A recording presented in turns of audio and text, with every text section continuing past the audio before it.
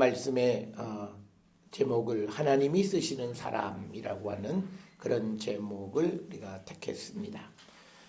오늘 우리가 함께 읽은 마태복음 28장 19절 20절에서 보면 특별히 우리에게 제자로 삼으라라고 하는 19절에 있는 말씀을 예수님께서 모든 성도들에게 주신 지상 명령이다, 이렇게 흔히 우리가 이야기를 합니다. 이 짧은 말 한마디 속에는 예수님의 마음이 들어있고 그리고 예수님의 삶이 녹아있는 그런 말씀이 바로 제자 삼으라라고 하는 그 말씀이 되겠습니다. 예수께서 우리를 죄로부터 구원하시려고 이 땅에 오셔서 십자가를 지시고 이 구원의 소식을 다음 세대에 전할 그런 제자들을 택하시고 훈련시키신 것을 우리는 성경을 통해서 압니다. 그러면서 이제 예수님이 세상을 떠나시면서 이제 제자들에게 자신이 하셨던 것과 똑같이 이제 또 다음 세대 다른 사람들을 위해서 이 복음을 전하라라고 부탁하신 말씀이 오늘 우리가 함께 읽은 마태복음 28장 19절에서 20절의 말씀입니다. 어떤 사람들은 이 명령을 듣고도 그냥 못 들은 척하고 살아가는 사람들이 있고 그러면서 그냥 나만 잘 되면 된다라고 하는 어떻게 보면 성경과는 전혀 다른 그런 신앙의 삶을 살아가는 사람들이 태반인 이 시대 속에서 우리는 예수의 참 제자로서 이 명령을 우리가 듣고 순종하는 사람들, 그래서 우리가 예수의 제자가 될 뿐만 아니라 또 우리가 다음 세대를 위해서 제자를 삼는 일을 우리가 게을리하는 자가 되어서는 안 되겠습니다. 특별히 우리가 디모데후서 2장 1절에 보게 되면 이 제자를 삼고 그 제자가 또 다른 제자를 삼는 일, 이것이 기록이 되어져 있습니다. 그래서 우리가 잘 아는 것처럼 바울이 디모데를 제자로 삼고 또 디모데가 충성된 사람들에게 또 복음을 전하면 또 그들이 다음 세대들에게 복음을 전한다라고 하는, 그래서 적어도 4세대가 연결해서 복음이 전해지는 것, 그것을 기록하고 있는 것을 봅니다. 따라서 우리가 세상을 살아가면서 우리도 우리의 인생에서 가장 좋은 수학은 뭐냐면 우리가 생명의 열매를 맺는다라고 하는 것은 우리 뒤를 이어서 이 복음을 또 다음 세대에게 전할 수 있는 그 일꾼들을 우리가 선택하고 그리고 그 일꾼들을 기르는 일을 우리가 잘 감당해야 된다. 바로 이것이 우리가 흔히 말하는 복음을 전하는 것이다 라고 하는 겁니다. 우리가 성경을 통해서 보면 특히 예수님은 항상 열매 맺는 삶에 대해서 강조하십니다. 그래서 우리가 복음이라고 하는 것은 프로덕티브하다, 그러니까 생산성이 뛰어난 것이 복음이다, 이렇게 흔히들 이야기를 합니다.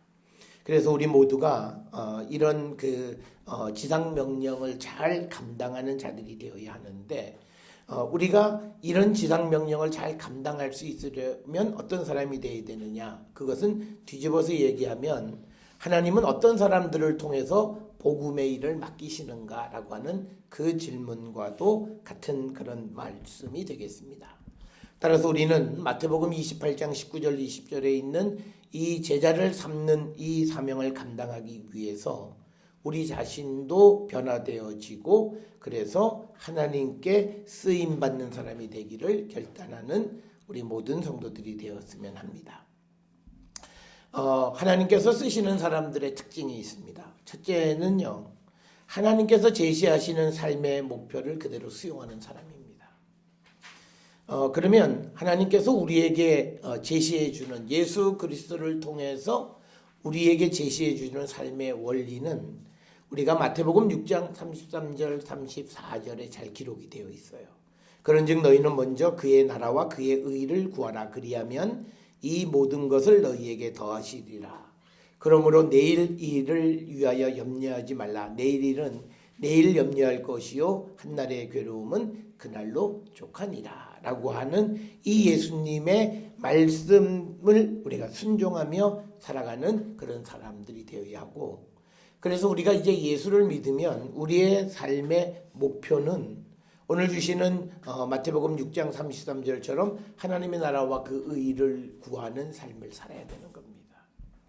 그러니까 우리가 세상을 살아가면서 그냥 내가 이 세상 왔다가 살아가는 데 있어서 그냥 그리고 자녀들도 잘 되고 모든 일들이 그냥 형통한 삶을 우리가 살아가는 그런 삶을 살면 내가 행복하고 복받았다. 그거는 우리 생각의 복이지 성경에서 말하는 복된 삶은 아니라는 거죠. 우리에게 복된 삶은 우리의 삶이 예수 그리스도께서 말씀하신 하나님의 나라 그리고 그 하나님의 의를 구하는 삶을 우리가 살아가는 거예요. 이런 삶을 살려고 할 때 하나님은 우리를 도우시고 우리를 쓰신다는 거예요. 우리가 한 가지 착각하면 안 되는 것이 우리가 무엇이 완전해서 하나님 쓰시는 건 아니에요. 그런데 우리가 불완전하지만 내 삶이 적어도 나도 오늘 마태복음 6장에 있는 말씀과 같이 하나님의 나라와 하나님의 의를 위해서 살고 싶고 또 그런 삶을 위해서 애쓰는 삶을 살아갈 때 하나님은 그 연약한 자들을 세우셔서 하나님의 일을 이루어 가시는 분이시다라고 하는 겁니다. 우리가 세상을 살아가면서 우리가 무슨 일에 종사하느냐 그거 중요하지 않습니다. 그리고 내가 세상에서 아무리 고상하다 할지라도 그건 하나님 앞에 중요한 문제가 아니에요. 결국은 그 사람의 삶이 오늘 그 마태복음 6장에서 말씀하시는 것처럼 하나님의 나라를 위한 삶을 살아가느냐라고 하는 거예요. 그러니까 어찌 보면 우리가 무엇을 위해서 일을 할까 하는 건 나를 만족하는 것이지 하나님하고는 아무 상관이 없다는 거예요. 내가 무엇을 하든지 간에 내 삶이 하나님의 나라와 하나님의 의를 구하는 삶을 살아가게 되면 그 사람은 무엇을 하든지 그는 성공적인 삶을 살아가는 사람이고 그 사람이야말로 정말 하나님께 쓰임받는 사람이 될 수 있고요. 우리가 아무리 많은 지식이 있고 많이 배우고 그런다고 해서 그 사람을 하나님이 꼭 쓰시느냐? 그건 아니라는 거예요. 부족하고 연약하지만 그러나 하나님이 들어서 쓰는 일꾼들이 있다라고 하는 겁니다.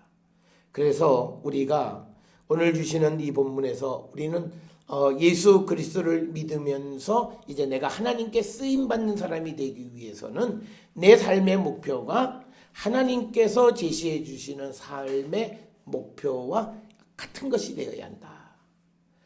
그런 삶을 살아가는 자들을 하나님께서는 들어서 쓰시는 분이시다라고 하는 것을 기억하셔서 2019년 우리 모든 성도들이 특히 어부회가 지난번 회의 때 우리가 1인 한 사람씩은 다 데려오자라고 얘기했는데 사람을 그냥 모으는 게 중요한 것 아니라 정말 하나님의 계획과 같은 계획을 살아가려고 하는 사람들이 모이는 것이 중요하다는 겁니다.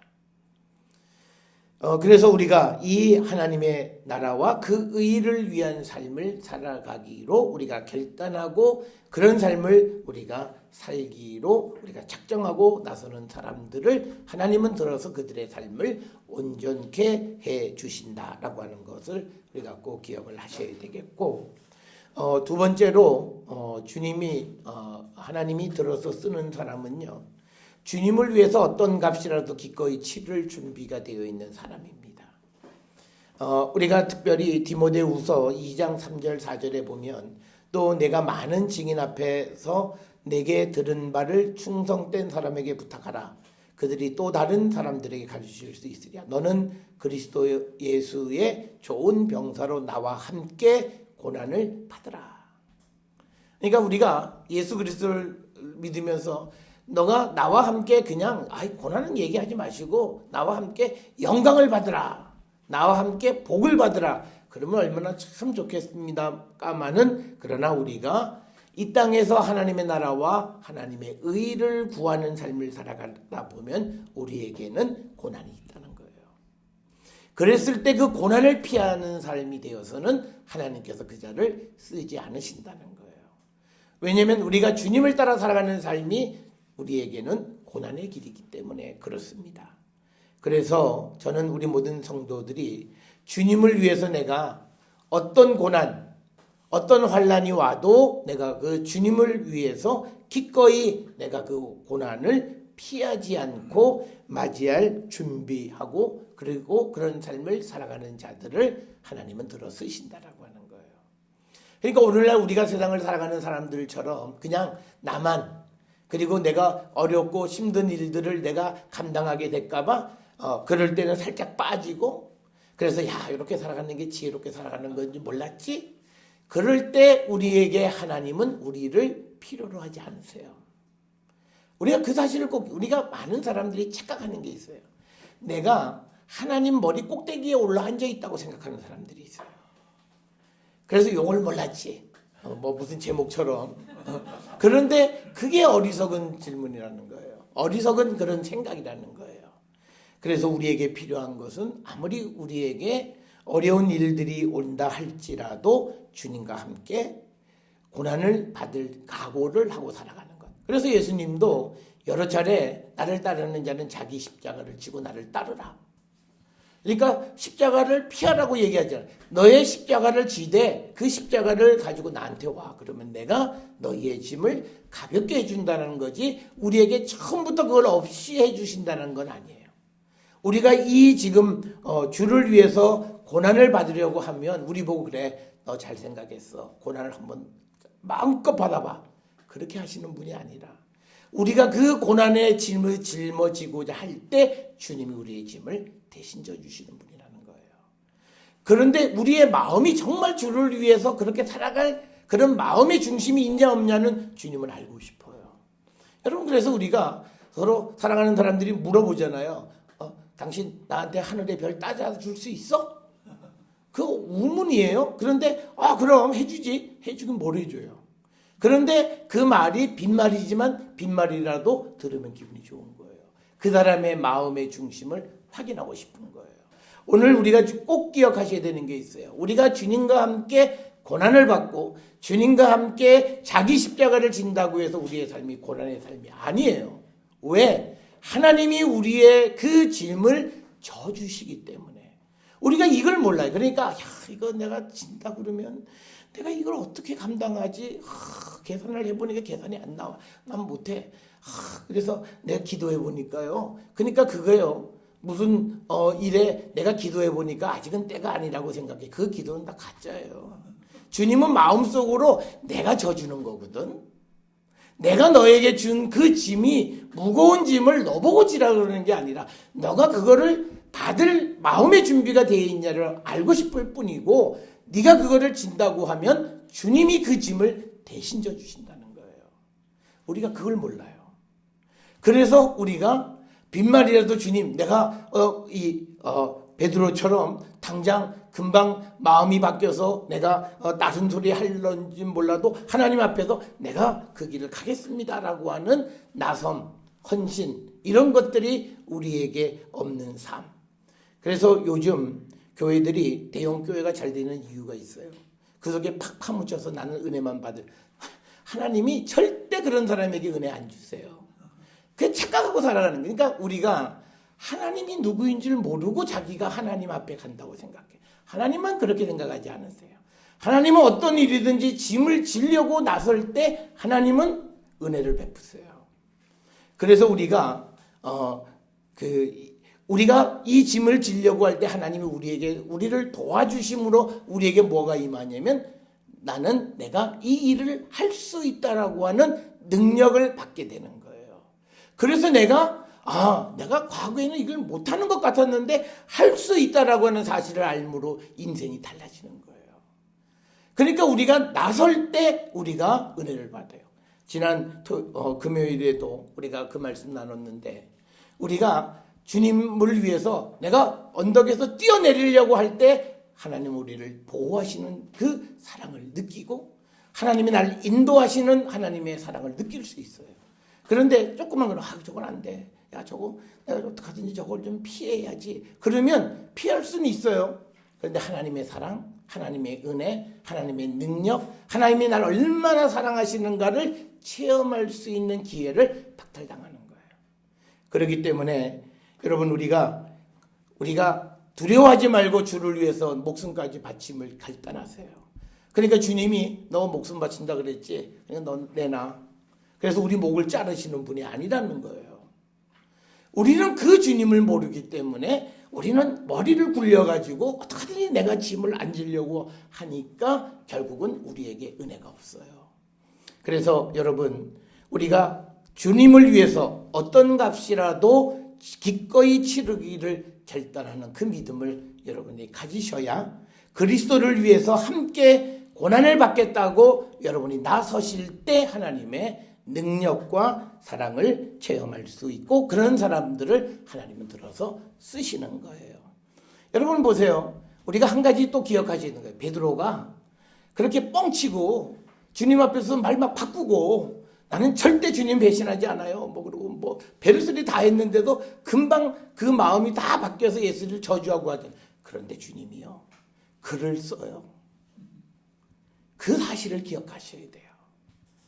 글을 고쳐서 쓰신다고요.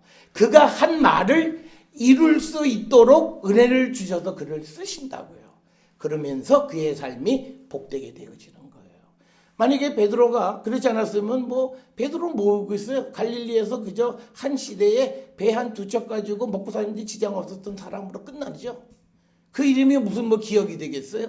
그런데 그가 예수를 위해서 나서고 그 모든 것을 버리고 예수를 따르는 그 결단이 있고, 물론 허물도 있는 상황 속에서 그럴 때 하나님은 그를 온전하게 고쳐서 하나님의 나라의 일꾼으로 세우신다는 거예요. 여러분, 그래서 하나님 앞에 두려워하지 마세요. 여러분이 하나님 앞에 결단하고 나서면 나설수록 여러분의 삶은 훨씬 더 지금보다 위대해지고, 여러분의 삶은 지금보다 훨씬 더 좋은 하나님의 은혜 가운데 살아갈 수 있음을 믿고, 우리가 주님을 위해서 어떤 값이라도 치르기를 결단하세요. 여러분들은 교회나 예수님을 마치 우리가 속된 말로 나한테 빨대 꽂아서 빨아먹는 존재로 알고 있어요. 그래서 이게 교회가 마치 나를 빨아먹을 것, 그거 아니에요. 그 생각을 여러분이 버리셔야 돼요. 그리고 여러분들이 여러분 자신을 주님을 위해서 내놓을 때 주님은 절대 하나님의 일을 하실 때 그 사람이 가지고 있는 것을 가지고 하지 않으세요. 그러니까 이거예요. 하나님이 그래 네가 그렇게 그 마음이야? 그러면 하나님은 그 사람을 축복해 주셔야 돼요. 그래서 그 사람이 잘 되게 해서 그 남는 잉여 가치로 하나님의 일을 하게 하세요. 그런데 우리가 나서지를 못해요. 주저해요. 이거 이러다가 이게 정말 나만 바보 되는 거 아니야? 머리로 복잡하게 계산을 하는 거예요. 그러니까 나서지 못하니까 결국은 아무것도 아닌 거예요. 그래서 여러분, 주를 위하여 어떤 값이라도 기꺼이 치르는 그런 사람이 되기를 결단하실 때 하나님은 여러분 들어서 쓰시는 분이시다. 세 번째, 우리가 하나님께서 쓰시는 분은요, 무엇보다도 하나님의 말씀을 사랑하는 사람이에요. 여러분, 우리가 잘 아는 예레미야 15장 16절에 보면 만군의 하나님 여호와시여 나는 주의 이름으로 일컬음을 받는 자라. 내가 주의 말씀을 얻어 먹었사오니 주의 말씀은 내게 기쁨과 내 마음의 즐거움이니 이오나. 그러니까 하나님의 말씀을 기쁨과 즐거움으로 삼는 그 자들을 하나님은 택하셔서 그들을 통해서 하나님의 나라의 일을 이루셔요. 여러분, 우리가 예수님이 우리에게 말씀하신 게 있어요. 요한복음 14장에 보면 나를 사랑하는 자가 누구냐? 말로 나 주님 사랑합니다. 그거 아니고 주님의 말씀대로 살아가려고 애쓰는 사람들, 그 자들을 주님은 그들을 사랑하시고 그들이 주님을 사랑하는 자인 줄 아신다는 거예요. 그러니까 주님을 사랑해야 주를 위해서 일을 할 수 있고, 그런 자들을 하나님은 들어서 쓰시는 거예요. 그래서 우리가 왜 말씀을 강조하냐면 이 말씀을 사랑하지 않고는 주님에 대한 사랑이 안 생겨나요. 그러니까 쉽게 얘기해서 말씀이 땡겨야 돼요. 그래서 하나님 말씀 안에서 내가 그 말씀을 사랑하는 사람이 되어질 때, 그때 그 자들을 하나님 사랑해요. 그러니까 내가 주를 위해서 살아가는데 주님의 말씀은 싫어요. 내가 주님의 은혜는 받고 싶어요. 그런데 이거 똑같아요. 명절에 할머니한테 가서 용돈은 받고 싶어요. 근데 잔소리는 듣기 싫어. 그거하고 똑같은 거예요. 그런데 잔소리같이 들리긴 하지만 나쁜 소리 하는 건 아니잖아요. 근데 듣기 싫은 거예요. 내가 생각하는 것과 전혀 다르다고. 그리고 나는 이익만 얻으려고 생각해요. 그럴 때 주님은 그 자들을 절대 들어서 쓰지 않으세요. 그래서 우리가 시편 119편 17절에도 내가 주의 법을 어찌 그리 사랑하는지요.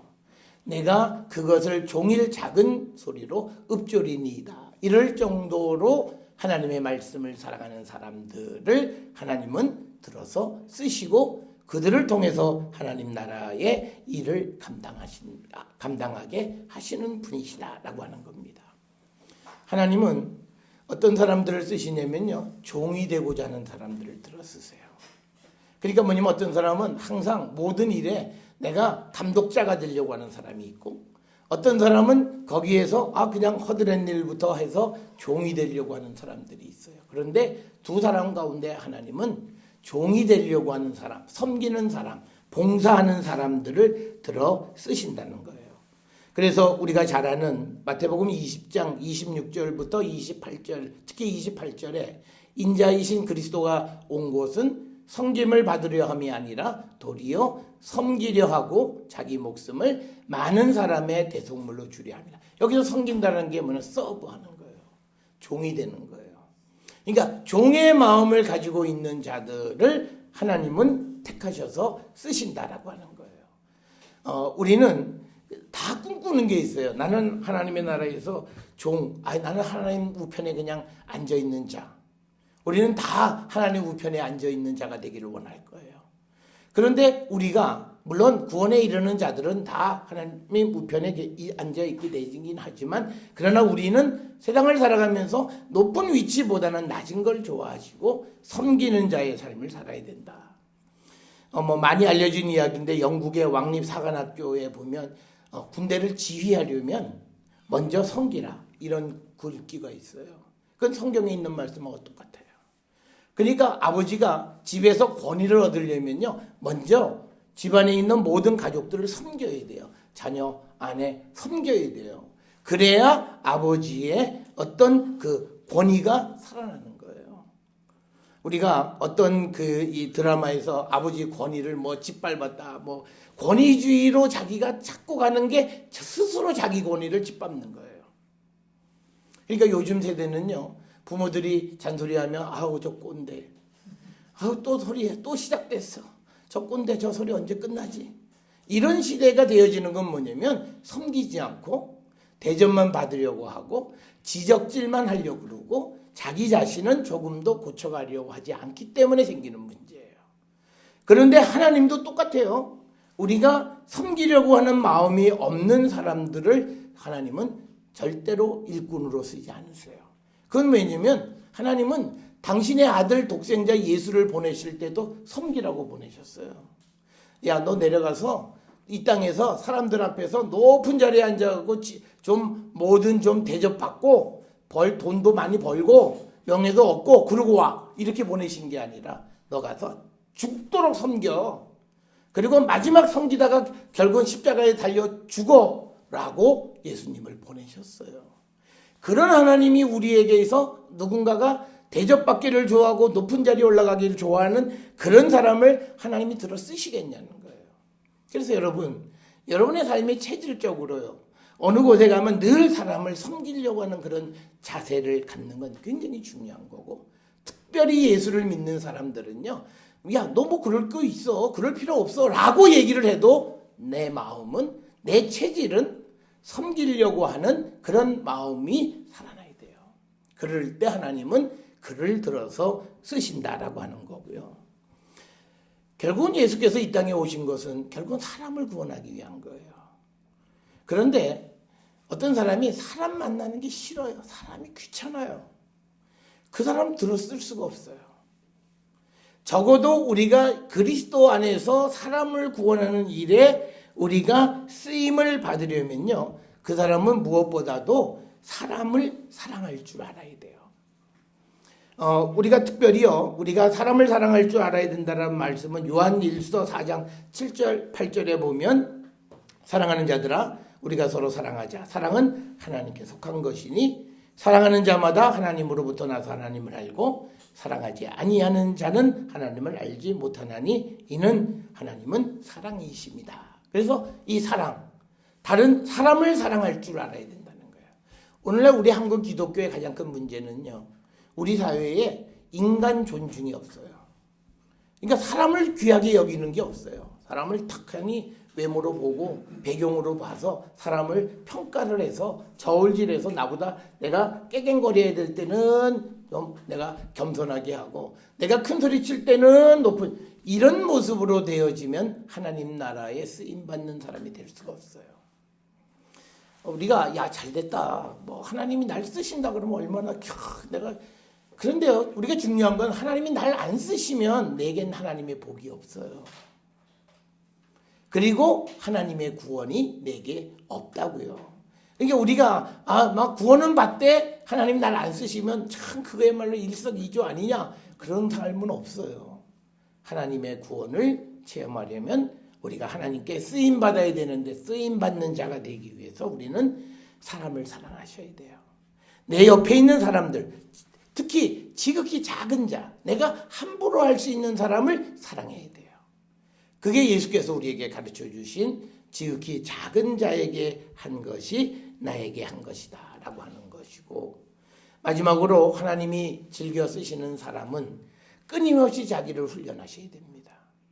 여러분, 우리가 고린도전서 9장 24절 27절에 보면 우리가 상을 얻기 위해서 절제하면서 열심히 다름질하는 자, 목표를 향해서 달려가는 그런 삶을 사는 자들. 그러니까 마치 우리가 올림픽이나 이런 데서 금메달 따려면요, 설설 놀면서 금메달 딸 수 있는 거 아니에요. 금메달을 따기 위해서는 자기 훈련을 철저하게 해야 되고, 우리 요즘 우리 사회에서 뭐 영국의 축구팀에 있는 손흥민이라는 선수가 하루에 슈팅 연습을 3,000개씩 시키는 거예요.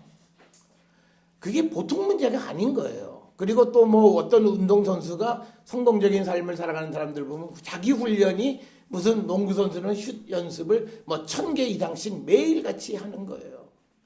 그러면 우리가 하나님의 일꾼으로 쓰임받기 위해서 나를 훈련시키는 그 훈련이 구체적으로 우리에게 있어야 돼요.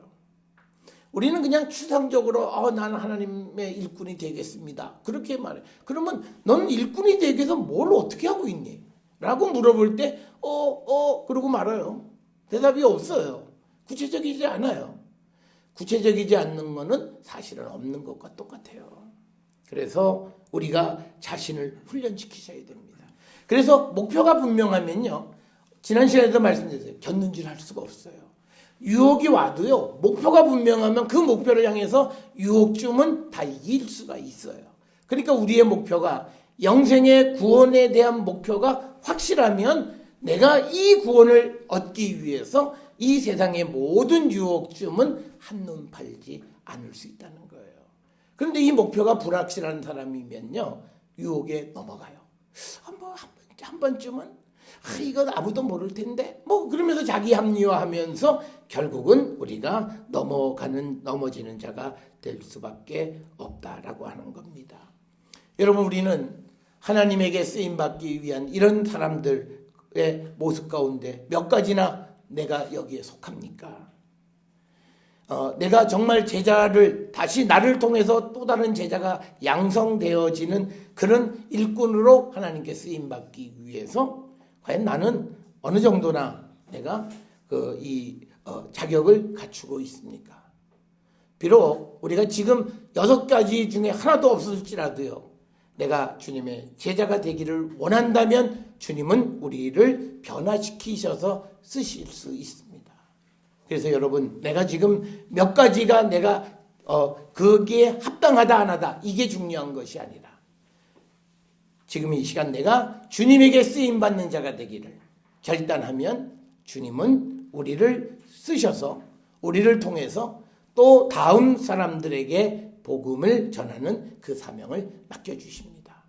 따라서 저는 우리 모든 성도들이 낭망하지 말고 지금 나의 모습 속에서 주저앉지 말고 주님께 내가 하나님의 나라를 위한 쓰임받는 사람이 되기를 결단하면 주님은 우리를 통해서 하나님의 일을 이루시고 또 그 일을 그 일에 쓰임 받는 우리에게도 크신 은총으로 함께 하시는 분이심을 확실히 믿고 나가는 저와 여러분이 될 수 있기를 주의 이름으로 축원합니다.